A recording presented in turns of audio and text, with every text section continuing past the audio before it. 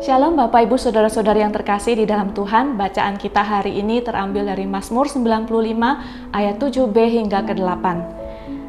Pada hari ini sekiranya kamu mendengar suaranya, janganlah keraskan hatimu seperti di Meriba, seperti pada hari di Masa di padang gurun. Saudara, tentu kita pernah menemukan orang yang suka menggerutu. Dalam film anak-anak pun seperti film Smurf, ada tokoh Grouchy Smurf atau tokoh yang namanya Smurf Gerutu yang selalu suka menggerutu apapun yang terjadi padanya atau apapun yang dikatakan padanya. Dalam film lain seperti SpongeBob ada tokoh yang namanya Squidward yang selalu menggerutu sepanjang hari dan cemberut.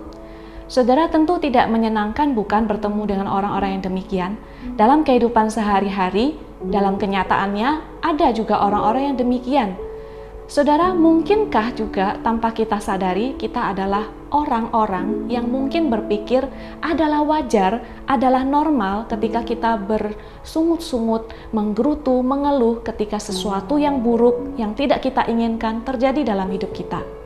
Saudara, tetapi firman Tuhan dalam Alkitab mengatakan orang-orang Israel yang suka menggerutu dan suka bersungut-sungut ini disebut Tuhan keras hati.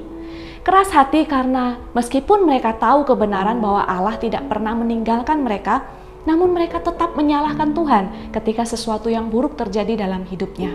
Keras hati karena mereka melupakan bahwa Tuhan itu selalu punya cara untuk menolong mereka. Keras hati karena mereka tidak mau percaya pada cara Tuhan ketika Tuhan mau menolong mereka.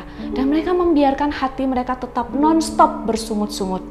Saudara, dalam hidup kita mungkin saja ada hal-hal yang terjadi di luar keinginan kita. Tetapi bagaimana kita harus bersikap?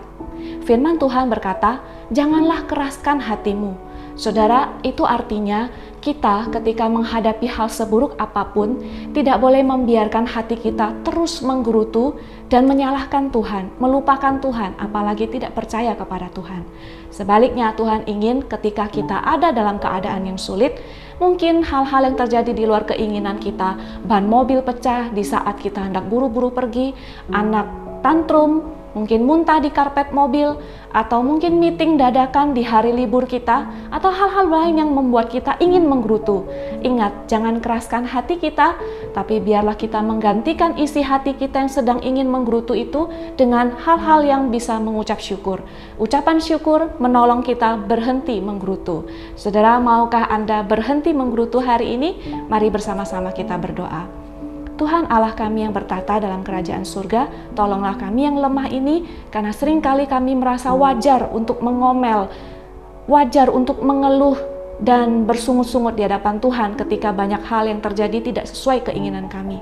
Tolong kami untuk berhenti sekarang juga, dan biarlah kami boleh mengisi hati kami dengan lebih banyak ucapan syukur. Dalam nama Tuhan Yesus kami berdoa dan bersyukur. Amin.